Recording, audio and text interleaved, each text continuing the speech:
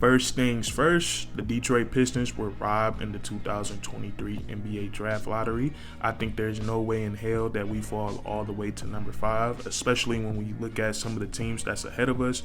For example, the Portland Trail Blazers, I believe they were awarded with the number 3 overall pick. And the reason that this does not sit right with me is that, Adam Silver said he's all about anti-tanking.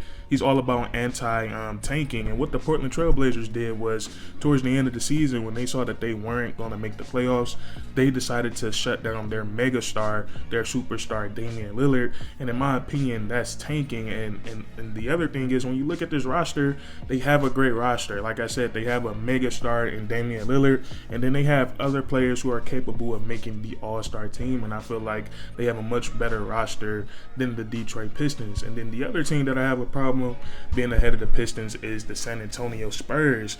And we look at the San Antonio Spurs as a franchise.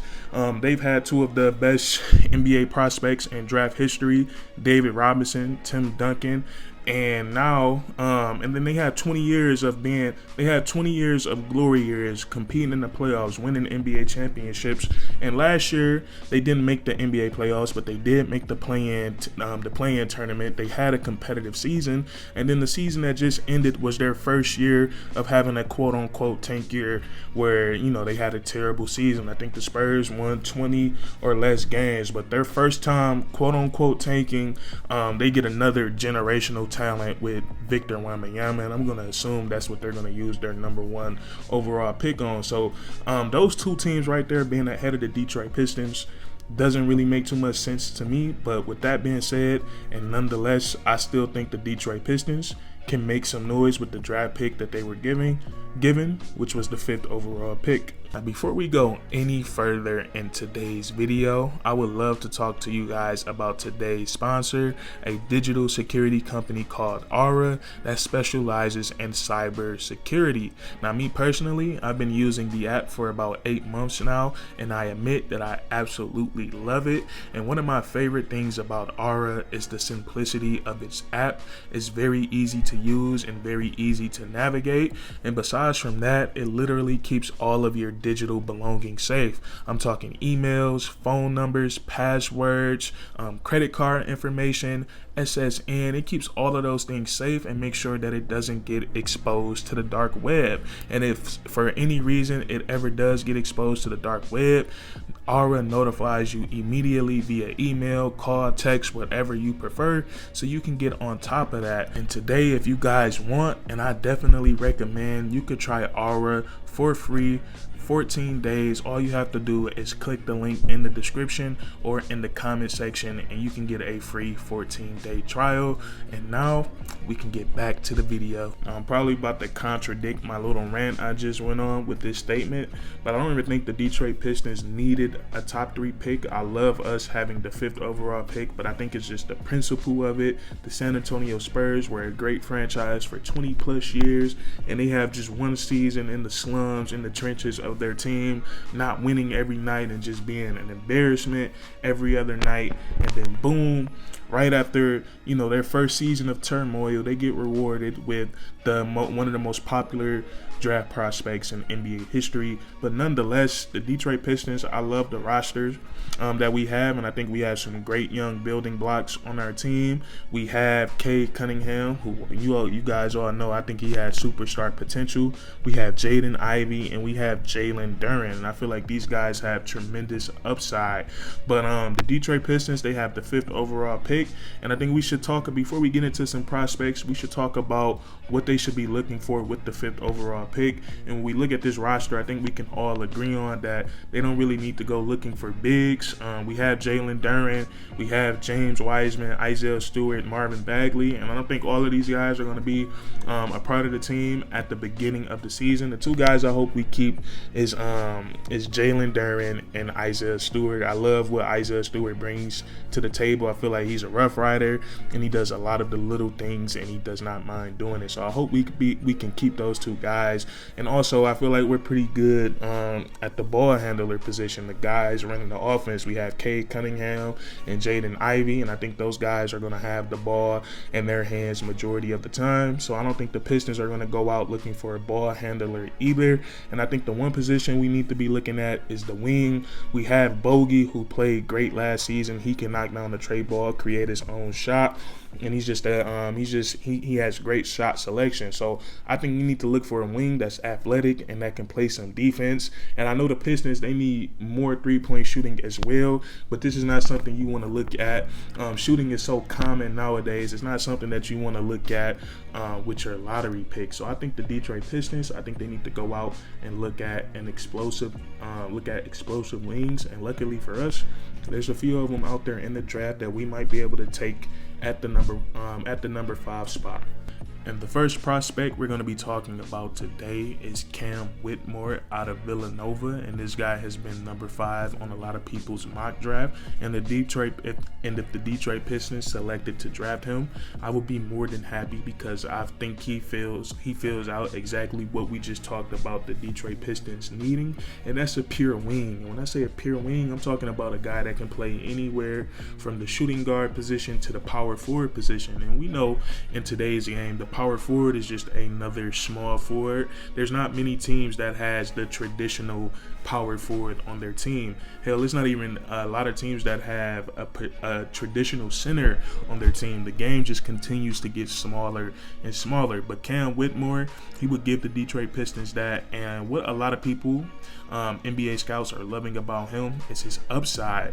And he's one of those prospects, when you look at his collegiate numbers, they're not going to jump out at you. And we know that's very common. A lot of the time, some of the best prospects in the NBA draft, they don't put up crazy college numbers, but it's all about the upside and how much potential you think a player has. And everyone thinks Cam Whitmore has a lot of it. And we could talk about some of the things that he does possess right now.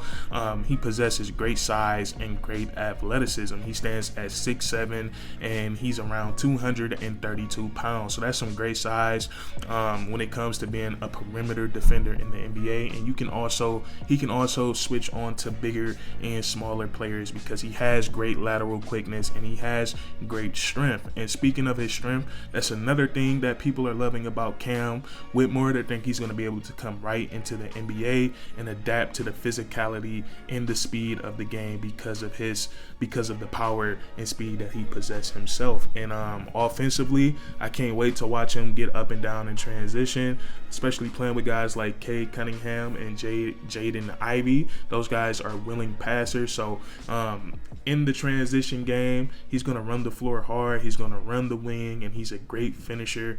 And what makes him a great finisher is not just his athleticism, but he has great body control. He knows how to contort his body to make those agile finishes and those crazy layups.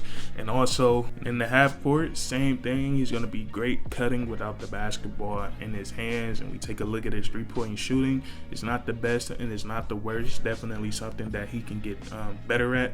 And like we said, shooting is so common in today's NBA. We always see players continue to get better at three-point shooting. But on his catch and shoot threes while playing at Villanova, he knocked down 34% of his three-point shots. And if he can replicate that in the NBA and make it to where people have to respect his jumper, he's going to be a very dangerous basketball player, because he has a crazy first step that allows him to blow right past bigger front court defenders. And then also we talked about how his size and his strength, he gets a smaller player on him. He doesn't mind getting down in the paint and then just using that brute strength and brute athleticism. And then when it comes to his personality, I love him. He seems to understand that he's a player that's going to take a lot of development. He has all of the tools, the athleticism, the size. He just needs to hone it all together and continue to work on his three-point shot and his ability to create shots for himself. If he could do those things, he might end up being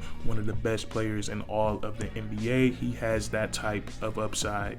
And when it comes to the NBA draft, you always have to have a plan B, a plan C, a plan D, and so on, because you never know who's going to be available. You never know what two teams are plotting together to make a trade on the day of the NBA draft. So you gotta have a long list of prospects. And another guy that I heard the Detroit Pistons had their eye on is one of the Thompson twins. So we have Amin Thompson and Asar Thompson, and I'm praying I pronounced their names correctly, but these two guys are the Thompson twins. They're very popular on the internet. I've seen them all over Twitter, TikTok, Instagram, and there's a big question mark around these two guys just because of the route that they chose to the NBA. They didn't play in the NCAA, or they didn't go to the G League, but they played in a league called Overtime Elite, and this is a small professional league in Atlanta. And there's only 6 teams, and me personally, I don't know about the level of competition in this league. I didn't watch too much of it, but nonetheless, Amin Thompson, I read about him and watched some of his footage. He's more of a point guard, more of a primary ball handler.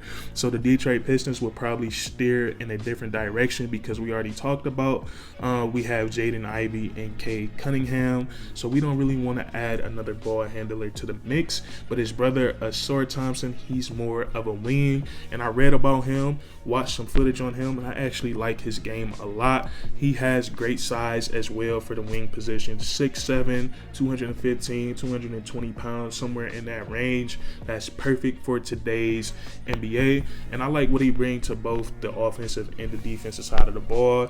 Watching his footage on the offensive side of the ball, something that really stood out to me is his playmaking ability at that size, being able to operate the pick and roll, and not only operate the pick and roll, but it seems like he has the ability to be a great passer and also read a defense. So I'm thinking having him and Kay Cunningham in the half-court set on the offensive side of the ball, being able to read the defense and being skilled passers at their size, that could be something interesting and potentially special in the half court. That would be something I would love to see. And then also his athleticism allows him to do so much on the offensive side of the ball. He also has a quick first step. He's a great finisher around the rim. He can contort his body while he's in the air. He can finish with the left or with the right.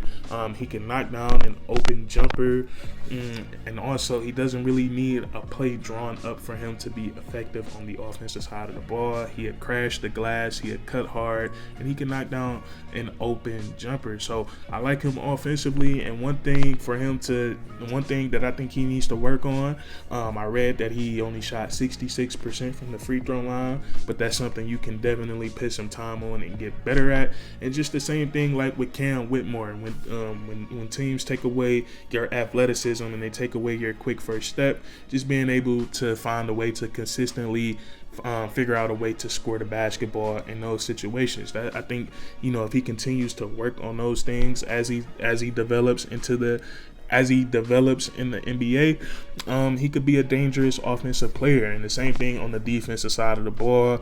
Watching him, he was a willing defender. I looked up his numbers. He averaged 2 steals on the defensive side of the ball. So he's in the passing lanes. He's picking pockets, and he's also a great weak side defender. A lot of the times when his teammates would get beat, he would be there to help and clean up the mess. And also, I forgot to mention, on the offensive side of the ball, he averaged 5 assists per game. So those are some pretty impressive numbers at his size, and I just feel like whichever direction the Detroit Pistons decide to go in, and I know there's some other guys we can take at the 5th pick, but this video is getting pretty long, so we might have to make a part 2, or we might have to revisit it. But these are my 2 favorite selections right here, Asar Thompson and Cam Whitmore. If we end up getting one of these 2 guys, I would be extremely happy, just to get some more high energy and some high energy and also some wing defenders on this team. Because we look at the roster, we don't really have a guy that's just known for being a lockdown defender, and these guys, I feel like they can come into the NBA with their size, athleticism, their lateral quickness. They could be that. But that's going to be it for today's video. If you guys enjoyed, please leave a like, comment down below if you agree or disagree, and then subscribe for more weekly content. We do this all the time, man, and that's curtains.